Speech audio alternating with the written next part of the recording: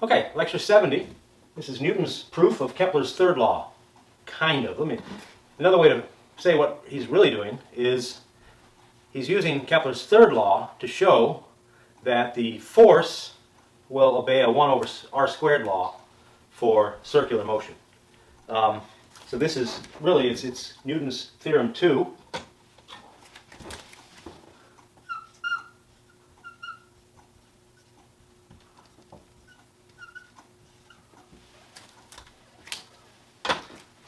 And this is really, it's his derivation of the centripetal acceleration. Now we've already discussed that before. We found it was v squared over r, and that's essentially what theorem 2 is. I also need to add that in the last lecture, lecture 69, at the very end I mistakenly said that what we had done, where we demonstrated Newton's theorem 1, was for circular orbits. I got confused because I was in the planning process for this lecture actually, and it applies to any orbit. It could be elliptical, it could be circular, it doesn't matter. But today, what we're talking about is specifically for circular motion. So we'll assume a circular orbit like this with the force center at the center of the circle. So I'll call it S for sun, I suppose. Our planet that's orbiting is at point B. The path BC is the line that it would follow if there was no centripetal acceleration, directing it, directed towards the center of this circle. Whereas BD is the true path, the curved path that it follows because of this centripetal acceleration. And an interesting thing, I don't know if it was maybe in the early days of his limit-based calculus or what, but for whatever reason, Newton insisted that BC be equal to the quantity BD. So if you imagine taking this line and folding it over to wrap on top of this curve, it would be of the same length. BC is BD by construction. So I'll just put that down here maybe. BC is equal to BD by construction. So I guess as a reminder up here that the Newton's theorem 2 really is the A sub c equals v squared over r. That's the result that he's getting here. So let's walk through it real quick. But first recall that Galileo, right, had shown distance in a constant uniform acceleration is equal to a naught, 1/2 a naught times t squared. This of course implies that a naught can be written as 2d over t squared. And of course Newton's second law in 2 tells us that F is equal to ma, and that this would be equal to m, and I'll substitute a naught. We're going to assume a constant acceleration, because again he's thinking of this in terms of like an impulse, right? So the idea is that as this point D gets really, really close to B, then we can treat that little interval as if we had a constant acceleration during that time. So it's a little bit like the impulses that we talked about where the path has changed, the polygonal approximation as we called it, right? And so for that purpose we're assuming that the acceleration is this constant acceleration, and therefore it can be written as Galileo's acceleration, 2d over t squared. Which of course means that the force is proportional to the distance. That's a terrible proportionality. Let me make a better one.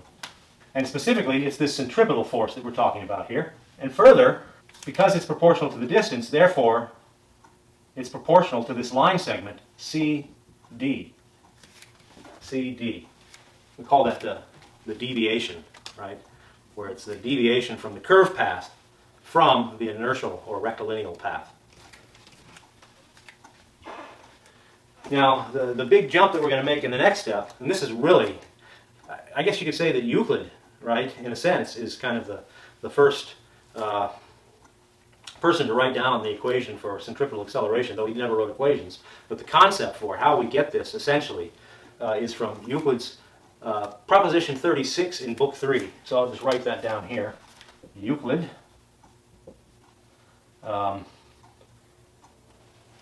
think it's, how do we do that? I think it's book 3, proposition 36. I can't remember how you cite these things, but I think it's Roman numeral 3 for book 3, proposition 36 for proposition 36. And what does that proposition say? I'll sketch it out real quick, kind of roughly here. And he did it for two cases. He imagined either a diameter, where by definition a diameter passes through the center of a circle, or a chord. What we have drawn here is just a chord. And as it turns out, it doesn't matter. You can prove that what this theorem that I'm about to show you is true for either case.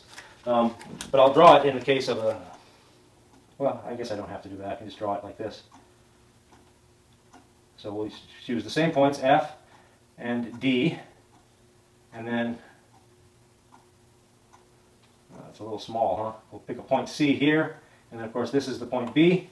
So BC is a tangent, right?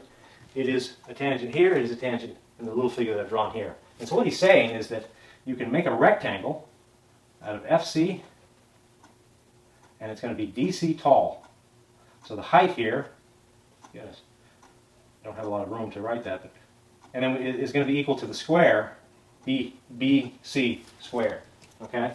So Euclid proposition 36 says that BC squared is equal to FC times CD.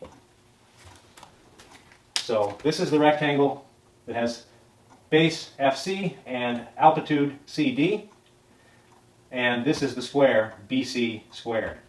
So the area of this square is equal to the area of this rectangle, and this is what is proven in Euclid's book 3, proposition 36. So anytime you have a result like that, you just need to cite it, and then you can use that result. And so Newton did just that.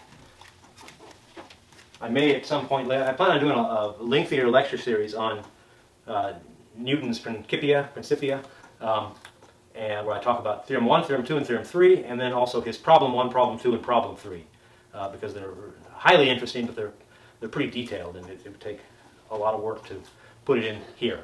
But at some point later, I plan on making a little mini series. It would probably encompass 10 or so videos, right, to get through it all. But and it might work out this. Another one that's big is Apollonius's Proposition 48, I think. I forget which book it's in. Book 1, maybe. But yeah, we'll just use the result here. It shouldn't be obvious to you that this is true, but it turns out if you can prove that it's true quite easily. Well, maybe not quite easily, but it can be proven that it's true. So we'll just use that result. So that means that we can rewrite FC. I can solve basically for CD in terms of BC squared and FC here. So this says that it's proportional to BC squared over FC. Just simply solving for CD and replacing CD and the centripetal force proportionality here with BC squared over FC. See? Yeah. Okay. But remember that by construction, BC is equal to BD, right? So this is equal to BD squared over FC. And if you think about BD, what is BD? Well, that's the path that it's traveling, right? Yeah. And so let's imagine for a moment that it traveled all the way around, right? We would call that a full rotation or one full cycle, right? And so it would have traveled a distance of 2 pi times the radius of this circle. The radius of this circle is SB, right? So this arc length here is the distance traveled. So it is clearly proportional to the velocity, right? So we can write this. We can replace BD squared. BD squared, that's the arc length, right? And that's going to be proportional to the velocity because it's a distance. And distance is equal to velocity times the time, right? Yeah. So it's proportional to the distance, which means that BD squared is proportional to the velocity. So this is velocity squared over FC, okay? Now here comes the big jump, the kind of the calculus jump, I guess you'd say. He's going to take the limit of this. So he wants D, this point D, to approach B. So we're really talking about teeny tiny displacements, right? They're going to be infinitesimal displacements, right? We're going to get them as close to 0 as we can. And so what does that look like physically? Well, you can imagine, bringing this point FC closer and closer, right? I think I may have the curve going the wrong way here. Let me see. Yeah, I do. So it's going to be like, I think it's more like this, and then it starts to bend in.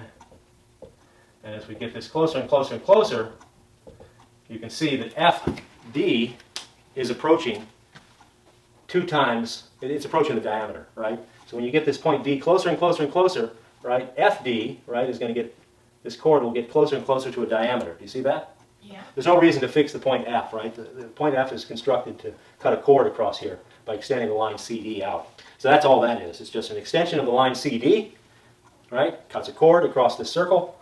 But we're going to move D down, so this chord is going to get closer and closer and closer to the diameter of this circle. Yes? Yeah. You can see that happening, right? Once it's here, right, it's basically 2 times SB, or 2 times the radius, which is the diameter. So I'll write as D approaches B, the point, I guess we'd call it FC, is what I called it here, so we not switch midstreams. The line FC from here to here is going to approach 2 times the line SB from here to here. You see that? Yeah. So as this gets closer and closer down here, FC is going to approach 2 times SB. But we call SB, the radius, right? So that means that ultimately the centripetal force is proportional to, so I'm throwing away any factors of 2 or anything like that. It's proportional to the velocity squared divided by the radius. Yeah, just the radius, right? Yeah. Because that's what FC is approaching, right? Yes. Okay. And yeah, like I said, if you were like, well, where's the 2? Because it was 2 times the radius, right? Well, it's proportionality, so we can throw out these constant factors, okay? All right. So this says that the centripetal force is proportional to V squared over R. And this was his main result from this theorem, okay? So where does Newton's third law come in, right? That's his T squared is proportional to R cubed law, where R, for an elliptical, is like the mean orbital distance, right? Yeah. Remember that the orbital distance changes in an ellipse, right? Because sometimes it's farther away, and then as it gets closer to that focus where the force center is, the distance is smaller, right? Yeah. So you compute like an average radius for that, and that's what this proportionality reflects. But for a circle, it's just the radius of the circle, okay? All right. And many planets are approximately circular orbits, Earth being one of them, okay? A circular orbit is a good approximation for Earth. So we can just think of this as the regular radius of a circle, where the circle is our orbit. So this is, the first result, this is basically just the centripetal acceleration, right, which is required to create this circular orbit, okay? Okay.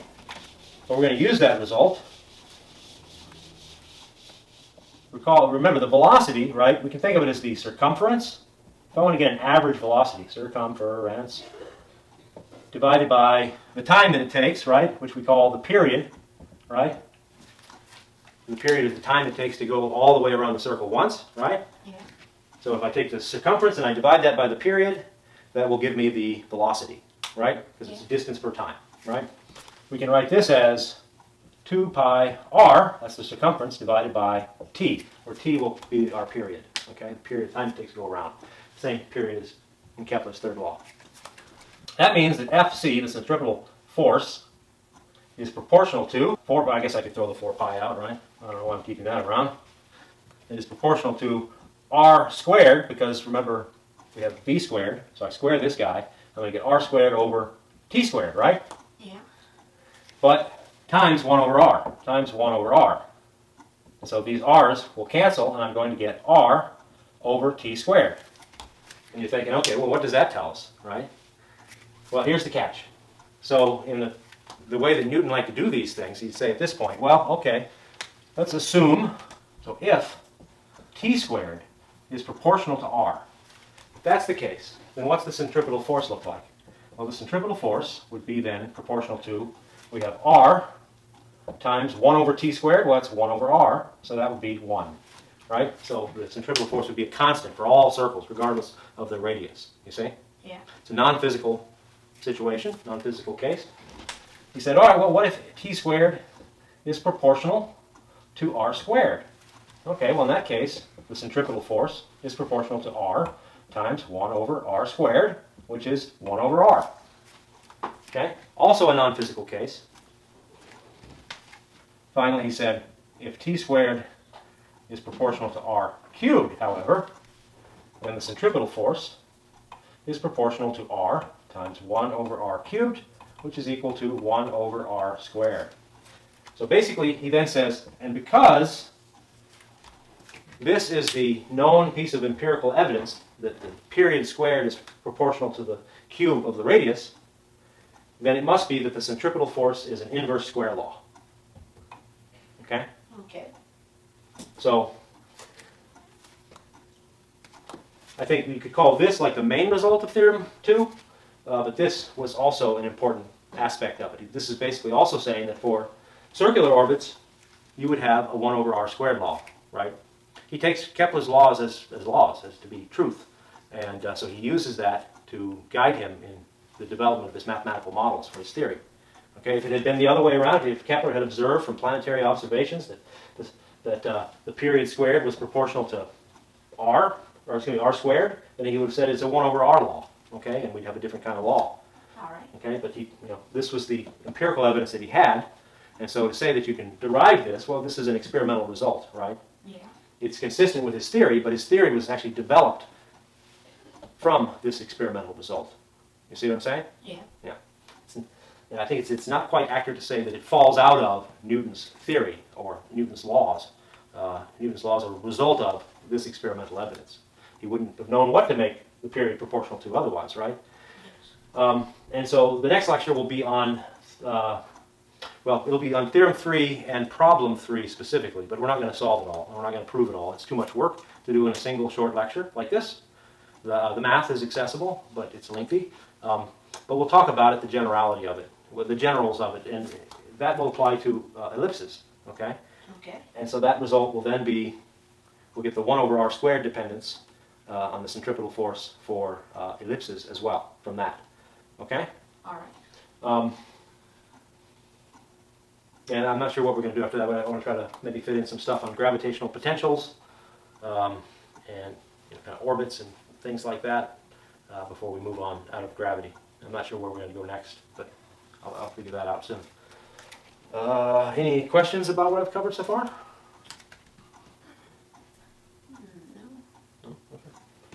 Well, that concludes lecture 70 then.